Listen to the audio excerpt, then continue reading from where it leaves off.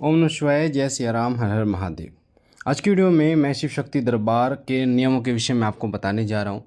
अगर आप भी दरबार आना चाहते हैं या आ रहे हैं, क्योंकि ये जो 28 तारीख है, 28 अक्टूबर 2024 को मेहंदीपुर बालाजी में श्री सिद्धपीठ शिव शक्ति दरबार लगने जा रहा है।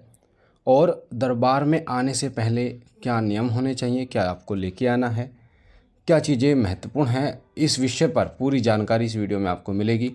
तो वीडियो को ध्यान से सुनना बारीकी से, ताकि एक एक चीज़ आपको समझ में आए। सबसे पहले तो जब भी आप दरबार आना चाहते हैं, यानी कि जैसे मान लीजिए कल आप दरबार आ रहे हैं, तो आज शाम को सोने से पहले आपको एक सील पैक तिल के तेल की बोतल, ठीक है, एक सील पैक तिल के तेल की बोतल, ठीक है, और अच्छी क्वालिटी की हो, क्योंकि वो जो तेल है ना उससे आपकी पूछा भी आएगी। और वो तेल अरदास लग के वो बाबा की अखंड ज्योत में जाता है, अरदास लग के, जिससे आपको फ़ायदा होता है, काम बनते हैं आपके घर की परेशानियां दूर करते हैं बाबा भोलेनाथ।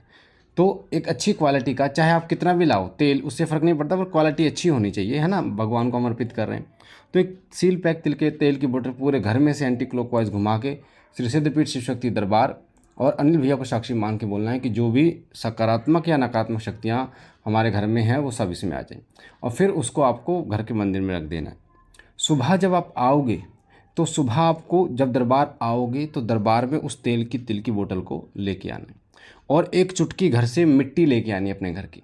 अब कई बच्चे ये बोलते हैं कि गुरुजी हमारा घर तो पक्का है, आजकल तो सभी के घर पक्के हैं, पर जो आपके पैरों की मिट्टी है, जैसे आप झाड़ू लगाते हैं ना, तो कूड़ा करकट का हल्का हल्का मिट्टी होती है, वो आपको लेके आनी है। ठीक, दो चीज़ मैंने आपको बता दी, तिल के तेल की बोतल आपको बता दी और घर की एक चुटकी मिट्टी। अब तीसरी चीज़ आपको क्या लेके आनी है, वो बाबा का भोग लेके आना है। बाबा का भोग यानी कि बाबा भोलेनाथ माँ कालका को जो भोग लगेगा वो लेके आना है। अब कई लोग जो भोग लाते हैं ना, वो इतना सस्ते में रहते हैं या फिर ऐसे रहते हैं कि चलो कुछ भी ले आते हैं। तो मैं आपको बता दूं, चाहे आप थोड़ा लाओ, पर अच्छी क्वालिटी का बाबा के लिए भोग लाओ।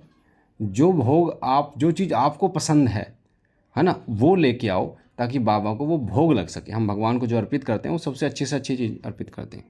तो एक तो ये तीन चीज़ें आपको लेके आनी है। अब एक और चीज़ आपको लेके आनी है, चौथी चीज़, वो भी एक दिन पहले आपको लगानी है, वो है अरदास। जैसे आप 28 को आओगे तो 27 को अरदास लगानी है और वो आपको लेके आनी है, या उससे पहले भी आप लगा सकते हैं। अब अरदास कैसे लगाई जाएगी, कई बच्चे ये कह सकते हैं कि अरदास कैसे लगाए। तो श्री सिद्धपीठ शिव शक्ति दरबार की जो अरदास लगेगी उसके विषय में बता रहा हूँ, ध्यान से सुनना। आपको एक लाल कपड़ा लेना है, 1.25 मीटर लाल कपड़ा 1.25 मीटर लेना है, और उसमें एक मुट्ठी पीले चावल, हल्दी से रंग लीजिए और पीले चावल रख दीजिए। उसमें 21 रुपये रखने हैं, 11 लौंग, 2 इलायची रखनी है आपको उसमें, और उसकी 2 गांठें मारनी है। और हाथ में लेकर अपने मंदिर में माथे से लगाकर श्री सिद्धपीठ दरबार और अनिल भैया को साक्षी मानकर आपको अरदास लगानी है।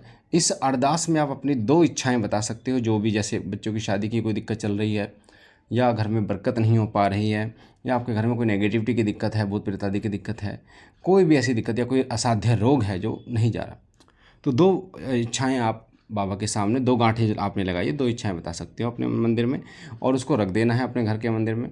जब आप दरबार आओगे तो आपको ये अरदास लेके आनी है। तो आपको क्या क्या लेके आना है, तिल के तेल की बोतल, घर की मिट्टी, बाबा का भोग और अरदास लेके आनी है। तो ये तो हो गए क्या लेके आपको आना है।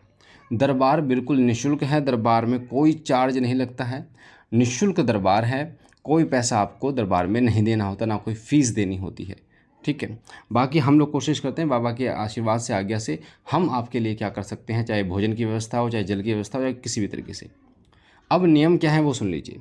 सबसे पहले जब आप दरबार आएँ तो अपने घर से सीधा, किसी के घर नहीं रुकना, आपको सीधा जो तेल है या अरदास है वो सीधा लेके दरबार आपको पहुंचना है।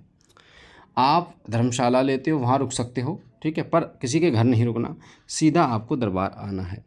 दूसरा नियम कि जब आप दरबार आओगे तो किसी अन्य दरबार की निंदा आपको नहीं करनी। कई बच्चे जो दरबार में आते हैं और वो अन्य दरबार की निंदा करना शुरू कर देते हैं, क्योंकि कई लोगों का प्रारब्ध ऐसा होता है यार, कई लोग भटकते रहते हैं इस दरबार में, कभी उस दरबार में, कभी उस दरबार में, उनका मन इतना चंचल हो जाता है कि वो रुक नहीं पाते, और वो दरबारों की बुराइयां करते हैं। एक दरबार गए तो दूसरे दरबार में बुराइयां कर दी, फिर उसके दरबार में गए, फिर उस दरबार की बुराइयां कर दी।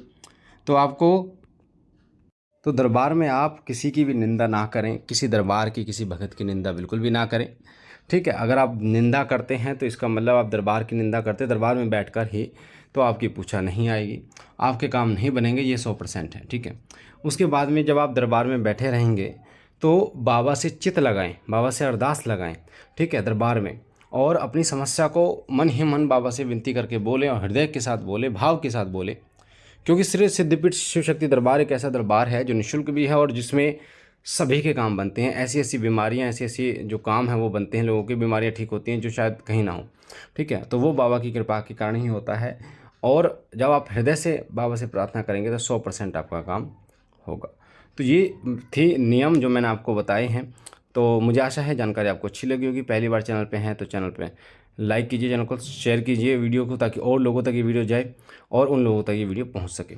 साथ साथ में आपके सीधा हाथ पे बेल आइकन है, उसे दबा के चैनल को सब्सक्राइब कर बेल आइकन को दबाकर ऑल पर सेट कीजिए, ताकि जो जानकारी हम डालें वो आपको सबसे पहले मिले। बाबा भोलेनाथ आप पर कृपा करें, आपकी झोली भरे। हम मिलते एक नई जानकारी के साथ, तब तक के लिए ओम नमः शिवाय, ओम नमः शिवाय, ओम नमः शिवाय।